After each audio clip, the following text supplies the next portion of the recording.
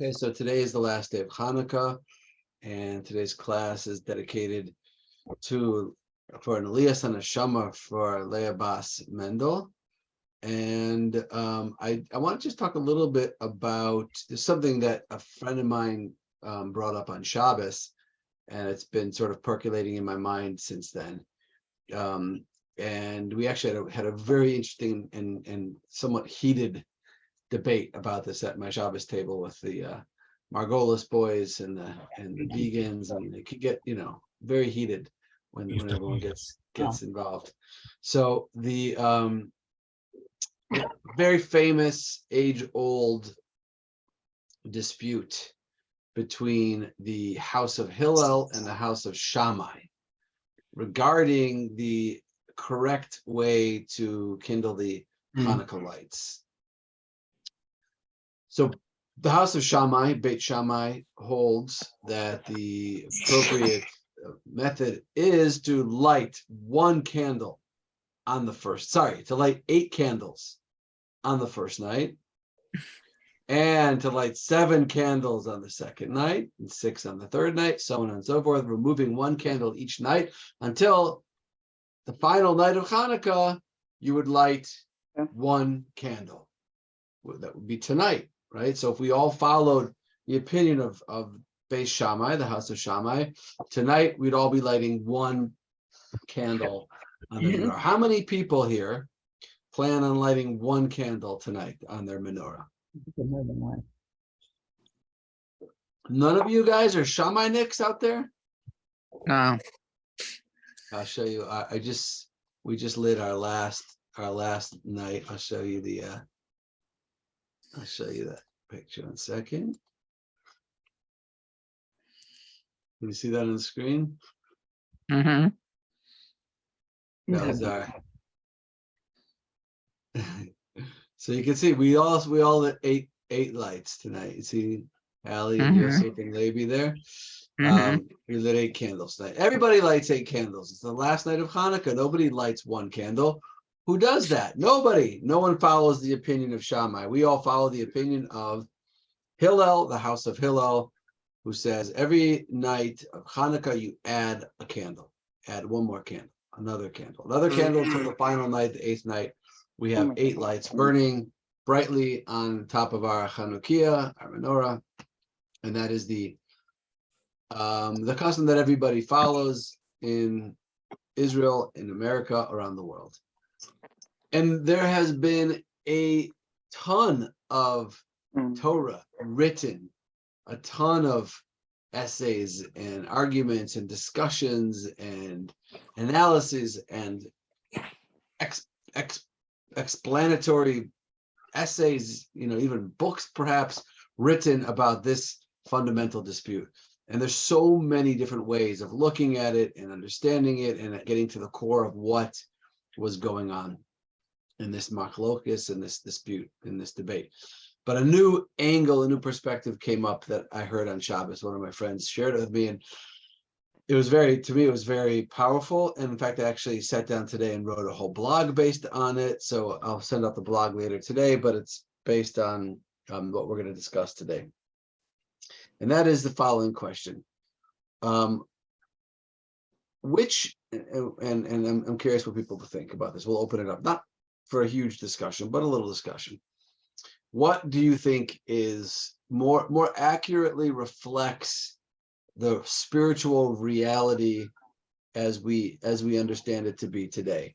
2 options. One is something called what we refer to as Yuridos Hadoros.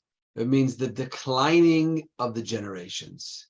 The idea basically is that as time moves forward, as we pass further and further away, as we move further and further away from the original light of the revelation of Torah at Mount Sinai, subsequent generations decline in their spiritual and moral stature, and we become less and less excellent in our spiritual great accomplishments and achievements.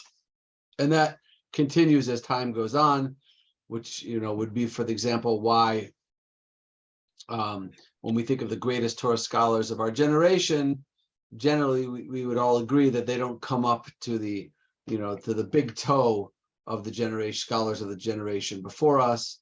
And that pattern has continued throughout Jewish history, which is why, for example, later authorities don't have the license to argue with earlier authorities on halachic matters. This is the concept called Yuridos Hadoros, the declining of the generations. The other option is Aliyat Hadorot, that the generations, as time goes on, we get higher. We become more sophisticated, wiser, more spiritual, more connected, more elevated in our stature. And that's the question. Which of those two realities would you say is most accurately reflected in reality? And I'm talking about, let's leave it like that. Can you say neither?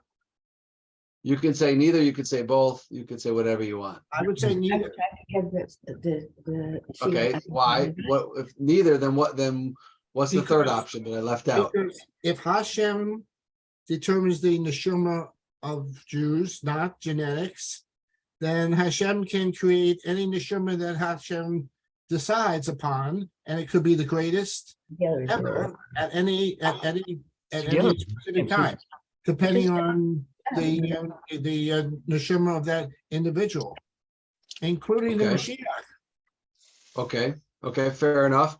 But I mean, I think it's fair to say that if you look at the greatest scholars of our generation, the Rav Moshe Feinsteins of the generation, the Avaji Yosefs of the generation, the great top scholars of the generation, they would be the first to admit that they don't come anywhere near the Chafetz Chaim, who would be the first to admit that he didn't come anywhere near the Vilna Gaon, who would be the first to admit that he didn't come anywhere near Rashi or the Rambam, and so on and so forth, right? We understand that, and we recognize that. So how do you explain that? Yeah, Susie, don't. Go ahead. Who else wants to weigh in on the debate? I don't think that you got to explain that. If indeed Hashem is the only mover, this is stuff that you guys teach. If Hashem is the only mover, the only creator of energy in the universe, Hashem can decide at any given time to create the greatest Torah For scholar. sure, absolutely. That's definitely true. And by the way, your point about Mashiach is a good one, because the Mashiach's neshama, which is yet to be revealed, will clearly be a greater scholar than all of the scholars that came before. Okay. So this is more of a trend. This is how it's trending, but you're talking about a blink in Hashem's time. This is nothing. That's true. That is true. Rabbi, Okay. Yeah. I have a question / comment about this. We've studied before that in Egypt, we descended to the 49th level of lack of spirituality, and 50, and that's why the alacrity in the Exodus. And so is that a model for what that could be viewed as a model for what's going on now, that through the generations we have descended, and I don't know if we're at the 49th, but we're getting pretty poor in our level as a people. And so I think I would argue for the first one, that we are descending, and that we will, God willing, Mashiach will come and lift us up. This is not like indefinite, but Okay. So I would like to suggest that the answer to this question is both, right? You may have seen that coming. I think you may have. Oh yeah. And of course, like everything else in the world, it depends on what how you're looking at it, what perspective you're taking, what angle you're looking at it from, right? So let me just pull up this piece that I just wrote here. I can share it on the screen. So if you look over here, I want to quote right here, where it says, right here, Rabbi Abraham Isaac HaKohen Cook. Okay, that's Rav Kook. Rav Kook was the first chief rabbi, Ashkenazi chief rabbi of pre-state Israel. And he writes an amazing thing here. He writes an amazing thing. And I want to quote it. I want to read it. He says, a great general rule is that even though the world is always in steady moral decline, okay, steady moral decline. And let's just back up for a minute. And before we even continue in Rav Kook, let's just read another quote from the Talmud over here, where the Talmud says, you can see where I have the little blue dot, Talmudic statements such as, if the prior generations, this is the Talmud now, if the prior generations were like angels, then we are human. And if the earlier generations were human, then we are like donkeys. Okay, so the Talmud is clearly voting, like Susie said, for the first option, declining of the generations, right? If the previous generation was, on the level of angels, then we're just humans. And if the previous generation were on the level of humans, then we're like donkeys compared to them. Okay, so that's true, but Rav Kook expounds on this, and he says, a great general rule is that even though the world is always in steady moral decline, this is only true from this is a mistake, from a simplistic perspective. That is, when one looks at actions and deeds of the individual, right? Meaning, if you're to look at individual Jews on an individual person by person analysis, Rav Kook explains, yes, it's true. As individuals, we're nowhere near on the level spiritually.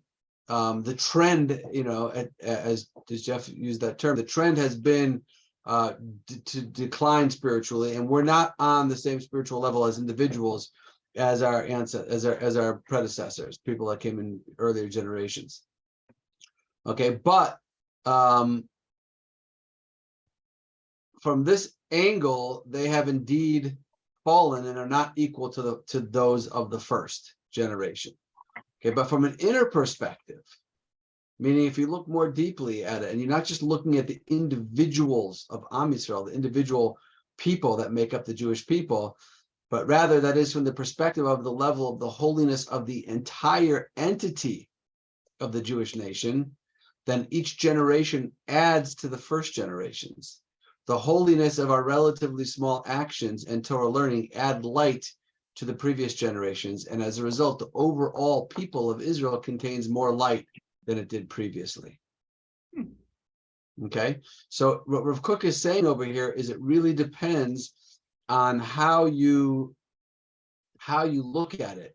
If you look at it, if you analyze it from the perspective of individual people, then yes, there's been a yerida, there's been a decrease, there's been a decline in the spiritual level of people, of individuals.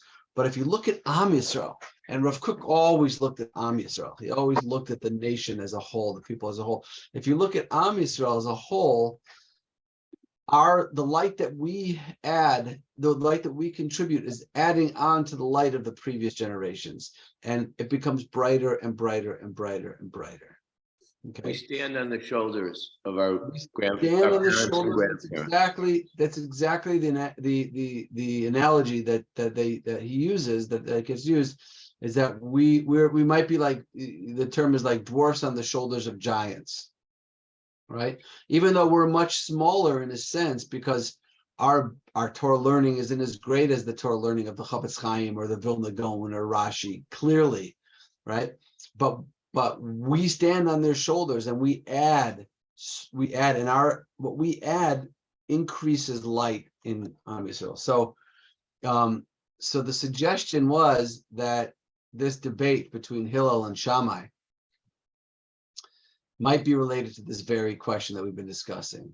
In other words, from Shammai's perspective, Shammai is looking at it from the perspective of what most accurately reflects, how can we light our candles in a way that most accurately reflects the picture that of individual spirituality among the Jewish people.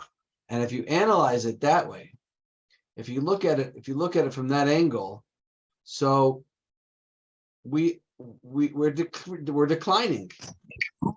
Our spiritual level is declining rapidly. So you light 8 candles on the first night because that represents the revelation at Har Sinai, at Mount Sinai, and 7, 6, 5, 4, 3, as we continue throughout time, throughout history, throughout the generations, we're left at the end of time with one sort of pitiful light that's left that represents the very low spiritual level that the Jewish people are on as individuals. Okay, but Hillel says no, that's not the right perspective. We're not looking at it from the perspective of any individual person. We're looking at Am Yisrael. Am Yisrael as a whole is always going up in holiness and spirituality. We're always adding on more and more light. So if you look at it from the perspective of Am Yisrael, you light 1 candle, and then the next generation adds more light, and the next generation adds more light, and the next generation adds more light. So that the generation of Mashiach, which is our generation, is the light is constantly adding more and more light to the overall picture, which is why we as we continue to light, we add light, we don't decrease light. So that's and by the way, the Talmud tells us that we follow the opinion of Hillel, right? Like I said earlier, no one's going to go ahead tonight and light your menorah with 1 candle. You're all going to light 8 candles on your menorah tonight, because we follow the opinion of Hillel. And what I wanted to tie this into, and I do in the blog that I wrote that I'll send out later, is some really interesting trends that are going on in Israel. You don't see it as much in America, but in Israel, you for sure see it. So as the world as a whole is becoming much more secular, and I quote a Pew Study report in this blog that I wrote. There's a Pew Study that shows that generally speaking, the world is becoming less and less religious. Children are generally less religious than their parents. And that's pretty much across the board worldwide. But in Israel, it's actually the opposite. What's going on? Let me just bring up the quote over here, some of the statistics over here. This is pretty incredible. So there's the Israel Central Bureau of Statistics in 2016 took a survey. So 16% of adults between ages 55 and 64 define themselves as Sabbath observant. Okay. What do you think is the percentage of adults 18 to 24 who define themselves as Sabbath observant? Again, in the 55 to 64 age group, 16%. In the 18 to 24 age group, what do you think it is? 30. 51%. Wow. Oh. It's incredible statistic, right? Everywhere else in the world, the 18 to 24 age group is going to be less religious. For example, the Pew Study found that in North America, in Canada, for example, 49% of adults under 40 are affiliated religiously, whereas 77% of older adults are affiliated religiously. Or in America, 66% under 40 are affiliated, and 83% over 40 are affiliated, right? Everywhere else in the world, the younger generation is less affiliated than in America, than the older generation. But in Israel, the opposite is happening, okay? On matters of Jewish belief, okay? So in the age group of 55 to 64, 58% of Israelis between the ages of 55 and 64 said that they believe in God. What percentage of 18 to 24-year-olds do you think said they believe in God in Israel? 80. 80 is correct. Rabbi, I have a question. Yeah. So how many people were questioned? Because I have a real hard time when they say, 50%. If they only question 1,000 people, I mean, I always wonder about that. But Hannah, you know that 74.6% of all statistics are made up on the spot, right? I done what? Are made up on the spot. I know. You know what? I know. I totally agree with you. I'm Because- always skeptical of statistics. All I can say is this study was conducted by the Israel's Central Bureau of Statistics. To whatever degree of validity it has. Yeah, Those- I don't know. I always have an issue with statistics, and because, Okay, me too. But you take them with a grain of salt. But nonetheless, I mean, this is a pretty significant jump from 58% of older Israelis to 80% of younger Israelis. And the opposite is happening in the rest of the world. And by the way, the proof of that a little bit is, and this is a very sore topic for a lot of American Jewish leaders. But if you look at the current Israeli government that's about to be formed, for the first time ever in Israel's history, a major majority of the members of Knesset that are part of the governing coalition are Orthodox and religious. If you look at, like, for example, Ben Gurion's Knesset, in the beginning, in the late 40s, early 50s, you may have had one or two kippot, kippas in the entire Knesset. And now you have four parties in the governing coalition. Three of them are 100% religious. And the fourth one, Likud, is partially religious, partially non-religious, which means the overwhelming majority of the members of the Knesset of the governing coalition are religious.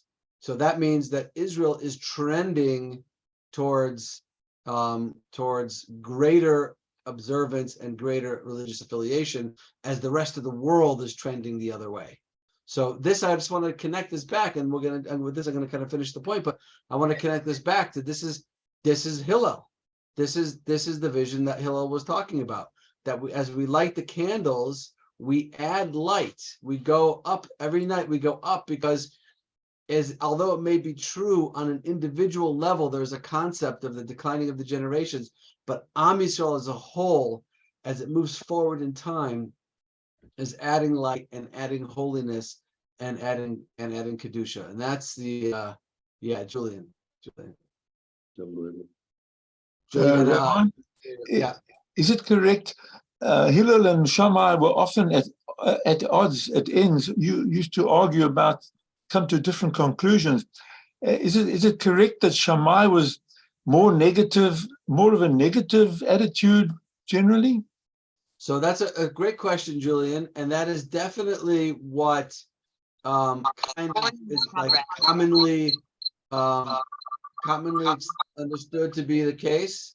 But it's funny. There's a in Pirkei Avot, for Ethics of Our Fathers, there's a where the sages of the Talmud, the Mishnaic sages are sharing their motto or their raison d'etre, what they lived by, and there's a quote over there that says that Have Mekabel as Kol Adam B'Sefer Panim Yafos, that one of the rabbis in the Mishnah says that my motto, what I believe in, what I've lived my life by, is the following axiom: you should receive everybody you meet with a smiling, happy countenance.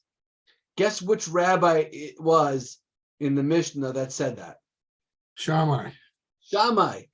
Okay, so Shammai, people think of Shammai as like a curmudgeon, like the Grinch, but the truth is, personality-wise, of course, that was not the case. But what you're saying is true, that Shammai did lean towards the more strict opinion, and Shammai leaned towards the more lenient opinion. But there are a number of cases where that's not the case, where Hillel was actually more strict and Shammai was more lenient. So it's an interesting analysis, but there's truth to what you're saying. But I want to dispel the notion that like Shammai was this like unhappy, Grinch.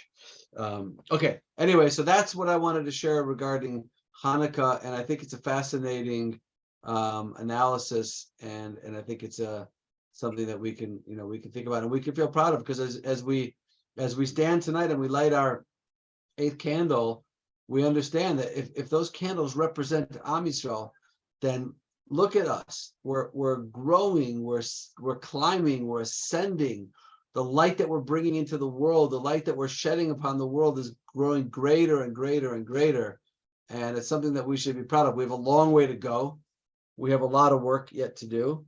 But there are some really good indications that we're moving in the right direction. Now, of course, in America, the Jewish leaders in the more sort of, liberal religious circles are devastated and they're literally sitting shiva over this right-wing religious coalition in Israel. But I'm here to tell you, it's nothing to sit shiva over. This is a trend in a positive direction. Israel is finally stepping into a recognition of the fact that we are different than the rest of the world, and our Torah and the values of our Torah are what makes us special and unique, and it is what we can export to the world, as well as computer chips and cell phones and water technology. But the most important thing that we can export to the world is the morals and the ethics and the light of Torah, and that's something that we can do only when we recognize it ourselves. And I think in Israel we see that that's really starting to happen more and more. So it's a very good sign, and I think Hillel would be very happy if he could look and if he could see this today. Okay, any questions on that before we jump into the One question. yeah. That what you're saying is fascinating, but isn't it truly a complete reflection of the demographic change within the countries?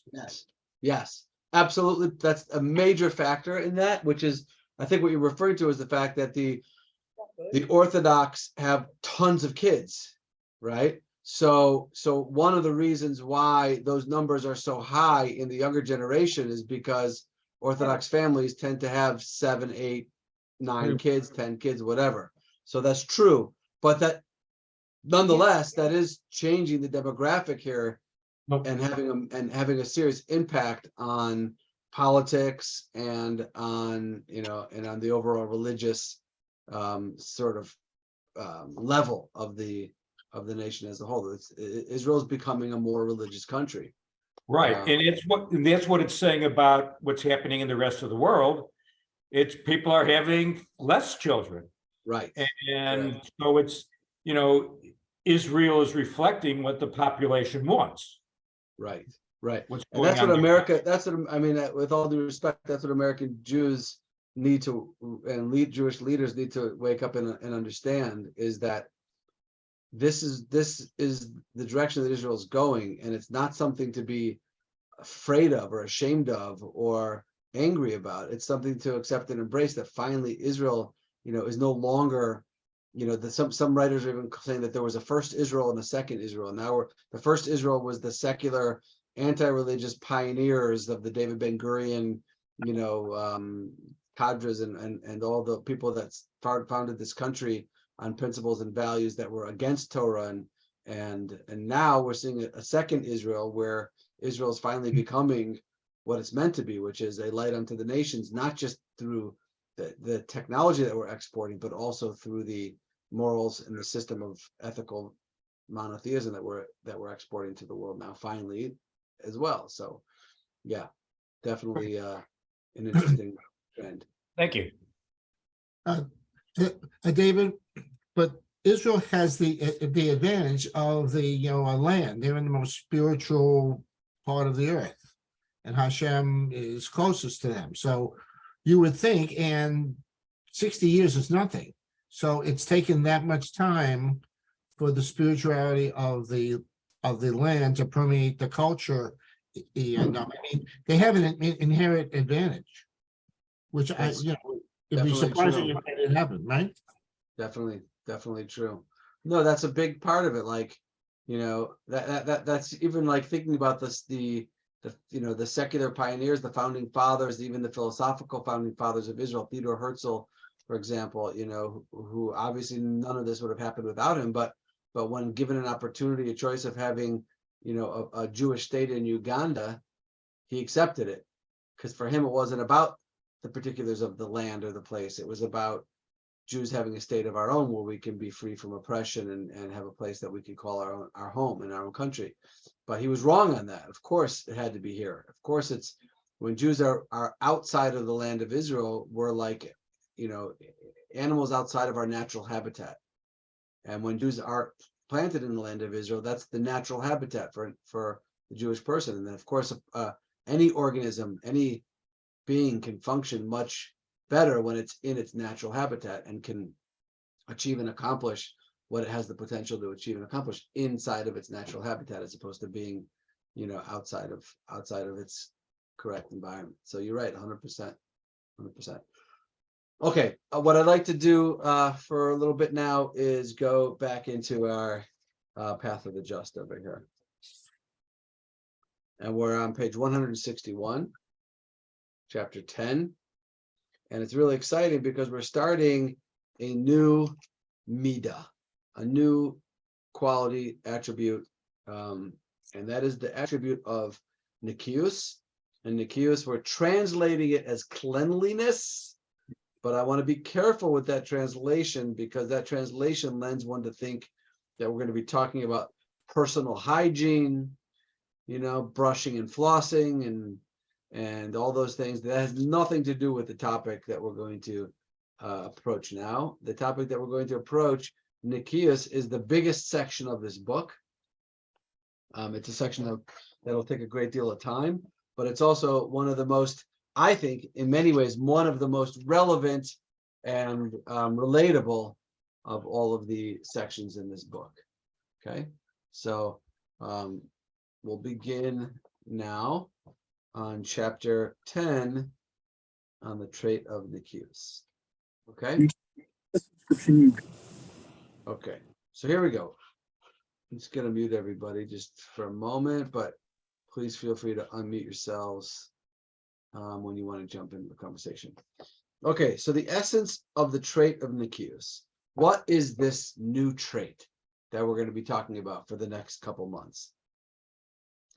Then nikius is the person being completely cleansed of any bad trait and of any sin whatsoever. Wow. Okay, that doesn't sound very possible or realistic. And it's not, by the way. It's not. It's not, but we're talking about a direction, a goal, a pathway. Remember, this is the path of the just. And we're talking about a pathway that we travel in life toward. Okay, so if we understand that we're talking about a pathway, it's a little less intimidating. It's not enough to be cleansed of this in matters whose sin is widely known and obvious. Rather, one must be cleansed of this also in that which the heart is persuaded into rationalizing as permissible. Something which, if we would investigate it truthfully, we would discover that the permit seemed reasonable to him only because his heart is somewhat afflicted by an improper desire for physical gratification. I'll explain this in a minute. Because his heart has not been purged of that desire entirely, and this is why his desire draws him to be lenient for himself in this matter. What is he talking about over here? So the idea basically is that what nikius really deals with is a truthful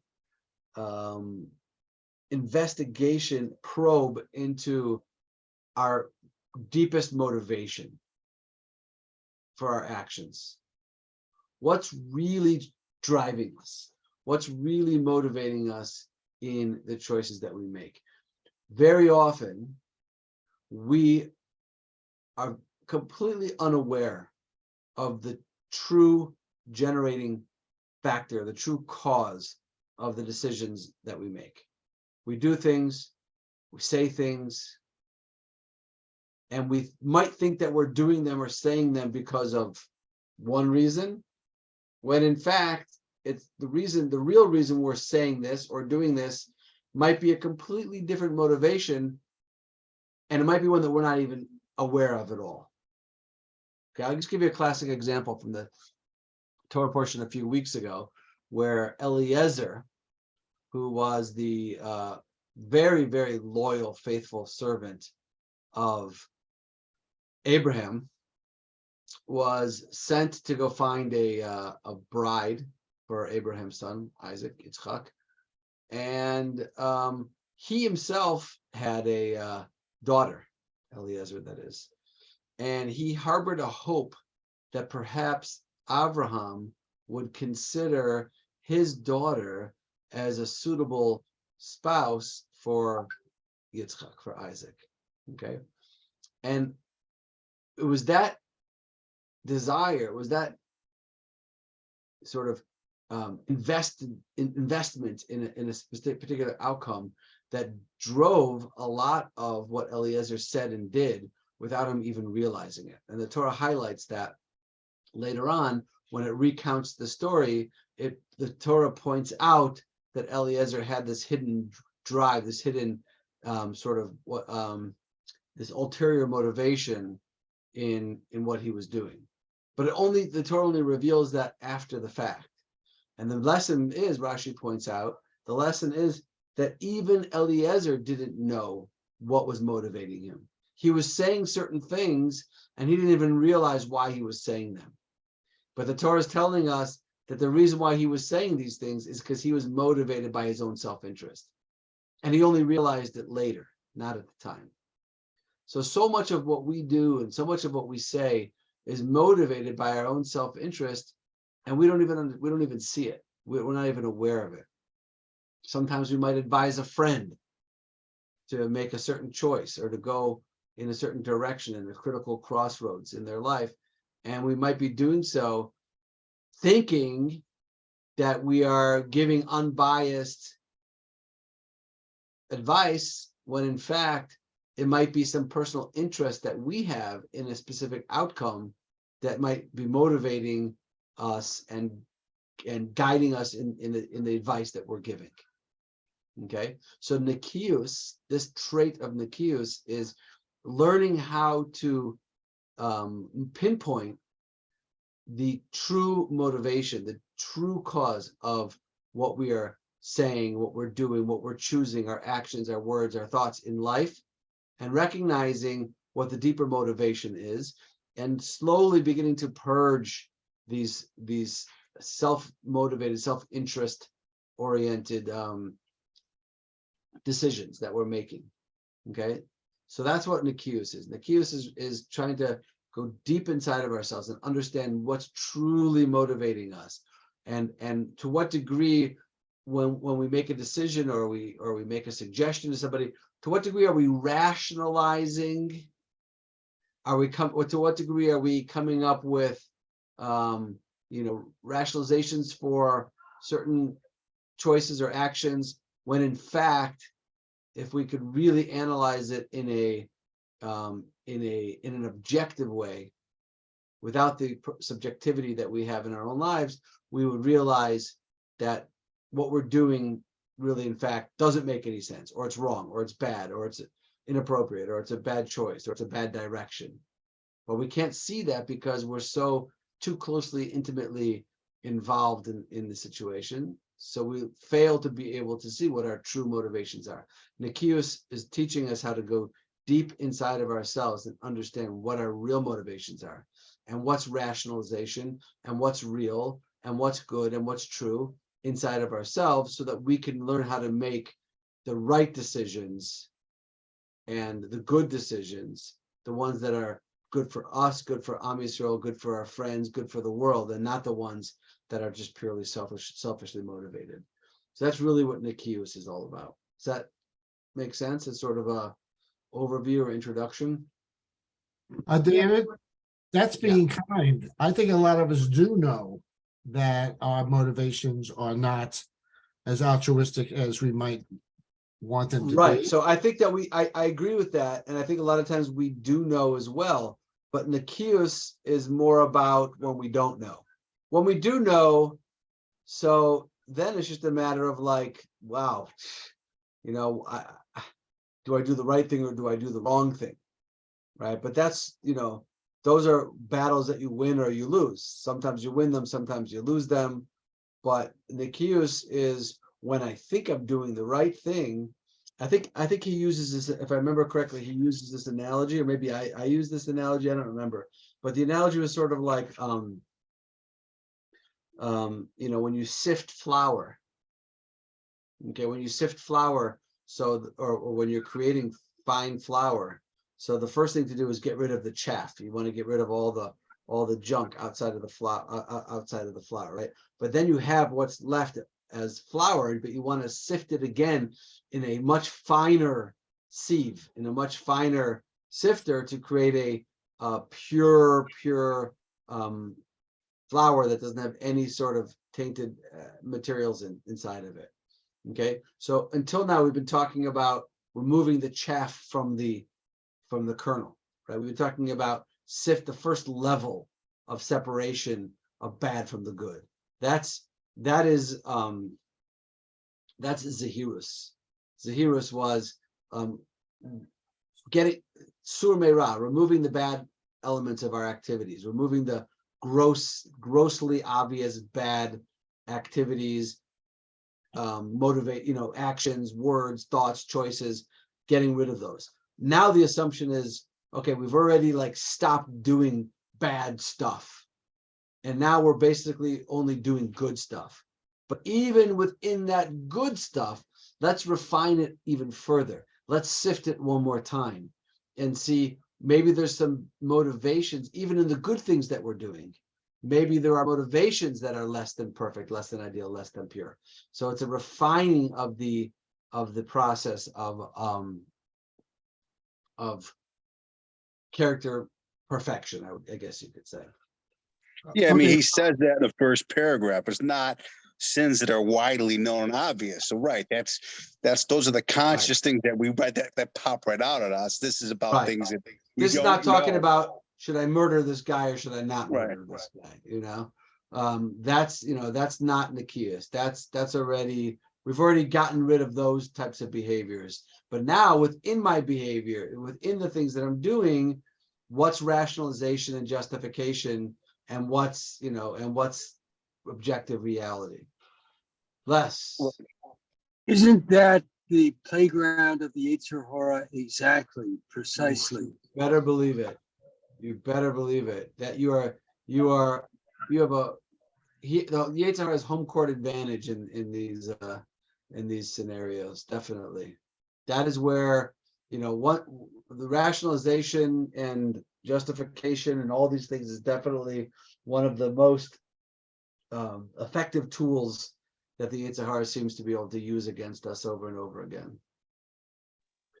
Okay, let's do another paragraph over here.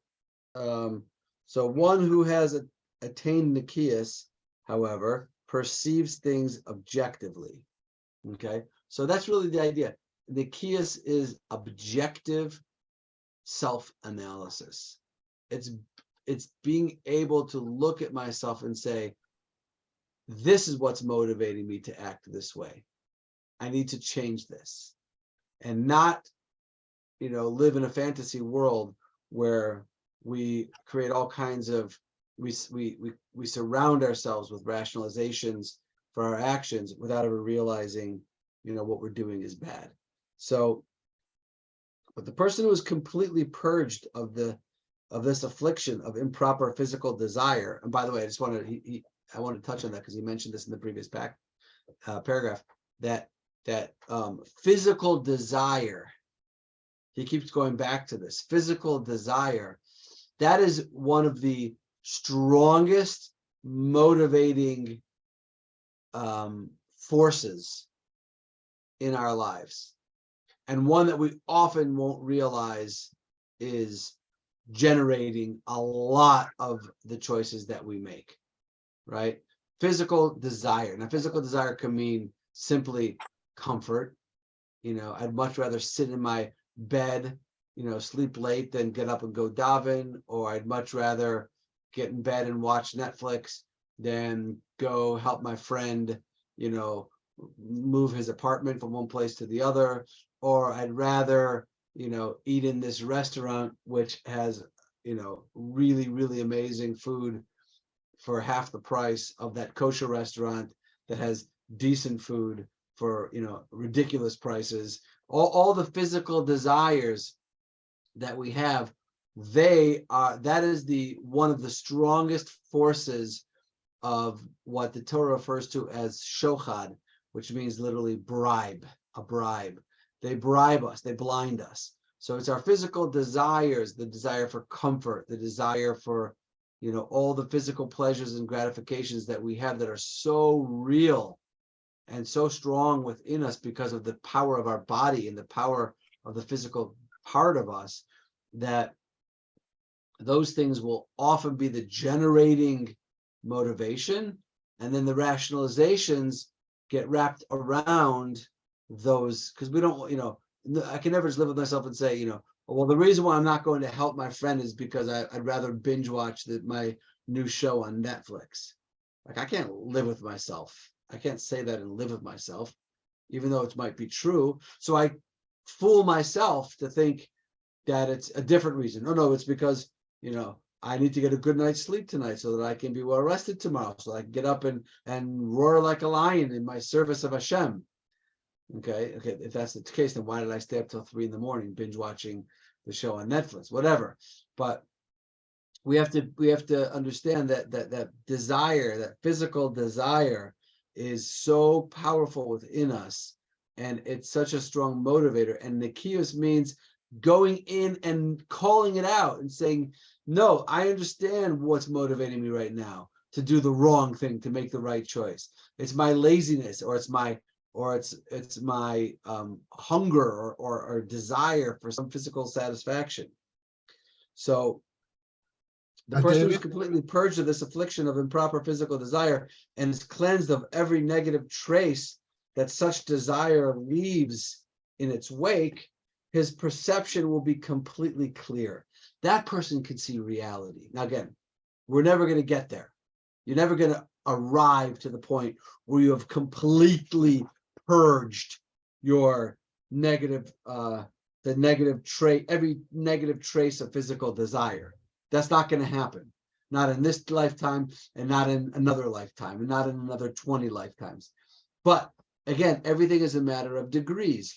To the degree that I am able to purge the desire for the improper physical desire, to that degree that I'm purging that from within myself, to the same degree I'm acquiring clarity, true clarity, understanding of what's real and what's not real in life.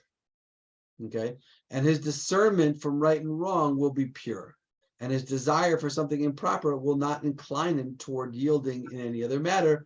Rather, anything that is a sin, even if it be the least of the smallest sins, his perception and discernment will recognize it as evil, and he will distance himself, and it will distance it from him. So, yeah, Susie.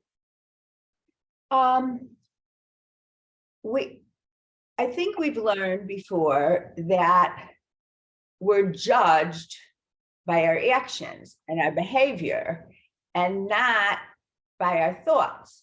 I think this is extremely interesting, this idea of purging ourselves and having our thoughts be pure.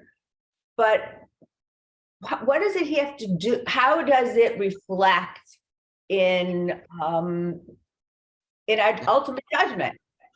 Well, okay, good question. I mean, I think you're right. Ultimately, what matters most in Judaism is our actions, right? But our actions don't exist in a vacuum. They don't come from nowhere. Our actions are the final step in a whole lot of psychological, processes that precede the action. So if we want to truly stop the action, you have to go deeper into the motivation of what's truly motivating the negative action. If you don't, then it's not going to stop. It's not really going to stop. So Nikias says, go deeper and try to understand really what's going on. Why am I doing this? Why am I making these choices? And where's the rationalization involved in these decisions that I'm making? And how can I work on slowly purifying that and removing those negative those bad motivations that are coming from a deep place inside of me. David? Yeah. Yeah, the dictum, as I understand, is don't put a barrier in front of a blind man. So that means you have a hidden agenda. Now we're saying don't put a barrier between, you're the blind man. You've got to discover your own barriers, the own rationalizations, the Yetzer Hara, your physical needs. You've got to discover it for yourself. Well, then what's the sense of being married? And what's the sense of going to a therapist? These are the people that tell you these things. People don't just come up with them by themselves. Of course. We're not, and no one's saying that you have to come up with this by yourself. Oh, people For don't. sure not. For sure not. People don't. And that's how the is so successful. You need a mentor, you need a friend, you need a 100%. therapist, you need a mate, you need a rabbi, you need somebody else. Absolutely. Absolutely. David? Absolutely. Oh, That's something. Yeah. Rabbi Egan? Oh, it's Lee. How are you? Good. Nice to see you. I just wanted to say that sort of a culmination of what everyone is talking about is that I think in my own experience, I've learned that I have to be very judicious about the people that I seek counsel from. Because of what you're talking about, I think there's evolved wisdom and there's idiot wisdom, right? You go to your best friend and say, this is what I want to do. And chances are they're going to support whatever it is you want, right? They're not going to confront you with maybe a more evolved position. And I think what you're talking about is we can have a variety of thoughts that are unproductive, that are sabotaging. You have to be able to see them through a lens of a more evolved position and ultimately get to that place before you take action. Wow. Wow. That's beautiful. That's exactly right. And it's so,